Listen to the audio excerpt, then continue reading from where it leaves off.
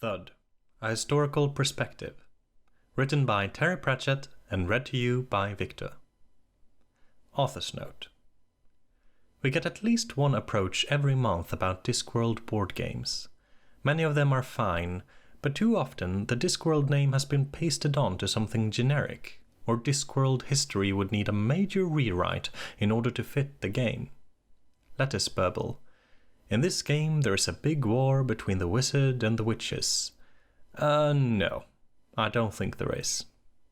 But Trevor Truran, who designs games the way other people breathe, came up with something good in Coombe Valley, the game's working title. It was what I'd asked for, a true Discworld game, a game that could reasonably exist and be played there. It pitches dwarfs against trolls, a conflict hallowed by time. And in order to play a complete game, you have to play both sides. Which was a specification I hadn't laid down, but which was exactly what I wanted. A game which forces you to think and play like your hereditary enemy could be extremely useful to a thoughtful author. It had the right feel, in short, and slotted neatly into Discworld history. It looked easy to play, but championship players have told me it can stretch the mind more than chess. It also gave me the germ of a plot, which quite soon afterwards got written, and was called, amazingly enough, Thud. All that remained was to choose the name, which was obvious. The role of games in the histories of both dwarfs and trolls has been very important. Perhaps the most famous was the dwarfish game of Hnafelbaffelsniffelbeefletaffel, devised by the cunning inventor Moreau Strong-in-the-Arm for Hugin, Low King of the Dwarfs. Hugin had asked for a game that would teach young dwarfs the virtues of preparedness, strategy, boldness, and quick thinking. And Moreau came up with a board game that has some early resemblance to the Thud board. The game swept through the dwarfish world and was very popular. Hugin, being well pleased, asked Moreau what he wanted as a reward. The inventor is on record as saying, "If it pleases you, your majesty, I ask for nothing more than that you should place 1 plk, a small gold piece then in general circulation, on the first square, 2 on the second, 4 on the third, and so on until the board is filled." The king readily agreed to this, and had a sack of gold brought from the treasury. However, the count had not been going on for very long before it became clear that what Moreau had asked for was, in fact, all the gold in the universe. This presented a problem for the king, who had given his word, but he solved it by producing his axe and ordering 2 of his servants to drag Moreau over to the window, where the light was better.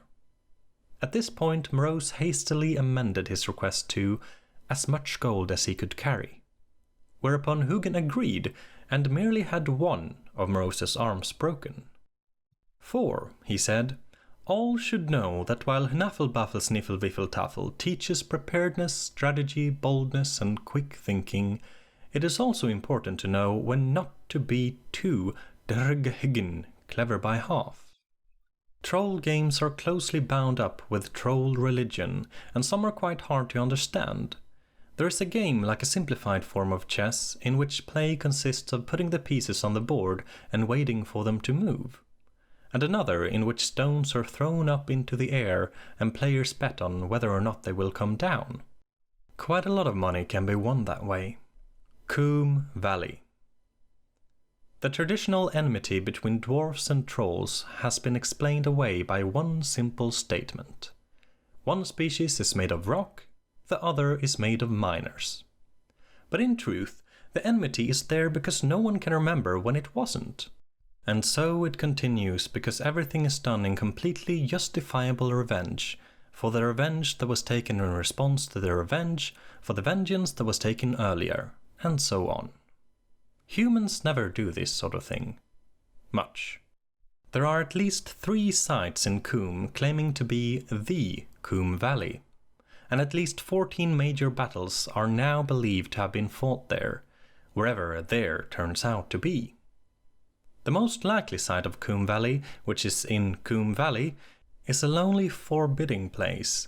Even storm clouds go around it. It has been suggested by some wizards in the history department at Unseen University that the rock formations in the valley in the path of the prevailing winds vibrate at a frequency that causes considerable unease and ill temper in the brains of dwarves, trolls, and men. But attempts to prove this experimentally have failed 3 times because of fights breaking out amongst the researchers. The most recent battle involved a party of young dwarfs from Ankh-Morpork who were visiting the area as part of a cultural tour. City dwarfs feel that it is very important for their offspring to stay in touch with the roots of dwarfishness, and often send them back to Copperhead or Uberwald for what is known as some mine time.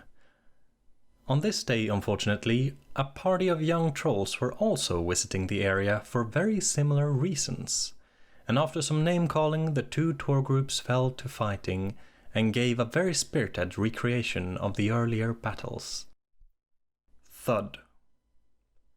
The game of Thud was devised as an alternative to the fighting. It was considered by some older dwarfs and trolls that a non-fatal means of contest might be a boon to peace in the mountains, and besides, they were running out of people. And in recognition of the general state of all unsuccessful fighters in the wars, it is a game of 2 halves. For according to the trollish philosopher Plato, if you want to understand an enemy, you got to walk a mile in his shoes. Then if he's still your enemy, at least you're a mile away and he's got no shoes. Legend says that a large war party of dwarfs and a smaller one of trolls were hunting one another in the valley, and that on this occasion the leader of the trolls tried an artful strategy. Usually, both groups would hunt each other among the big rocks that litter the valley. But this time, the troll leader positioned his company right out in the middle of a stretch of open ground, reasoning that the dwarfs would never look there. After all, he is recorded as saying, "They always find us when we hide behind things, 'cause they look behind things. So if we stands out in the open, they won't find us, 'cause there's nothing to look behind." This major step in trollish thinking had some success because of the heavy fog that, most unusually, had fallen that morning. However, it lifted shortly after sunrise, and the trolls were, to the confoundment of what seemed like impeccable logic, immediately spotted. Battle ensued, both sides claiming foul play on the part of the other, and both sides claiming to have won. The Thud game seeks to recreate this and has been credited with seriously reducing the number of major wars between dwarves and trolls, replacing them instead with innumerable barroom scuffles, in which Thud boards and sometimes pieces are used as the weapons. But since this becomes merely a police matter, it counts as peace. This has been Thud, a historical perspective, written by Terry Pratchett and read to you by Wiktor.